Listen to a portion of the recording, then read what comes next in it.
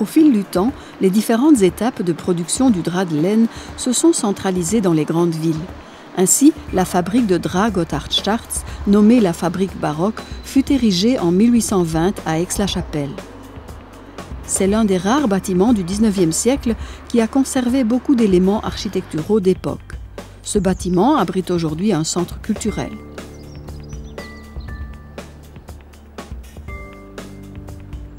À Burtscheid, on découvre un des rares bâtiments administratifs datant des années 1860, peu avant la constitution du Deuxième Empire allemand.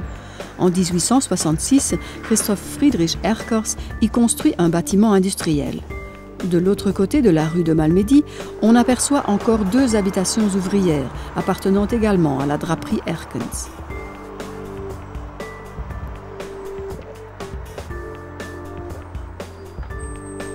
C'est en 1883 qu'une école privée de tisserand voit le jour à Aix. Cette école, créée par des industriels, avait pour but de former du personnel qualifié dans la draperie. En 1907, le bâtiment est agrandi.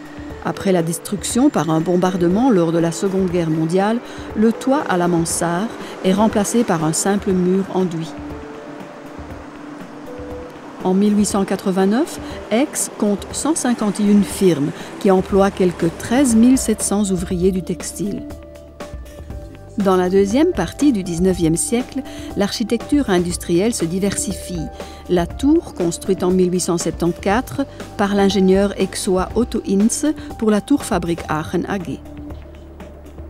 Ce château d'eau, exemple insolite d'architecture industrielle construit dans un style néogothique, sert aussi bien de cage d'escalier et d'ascenseur que de réservoir d'eau situé dans la partie supérieure.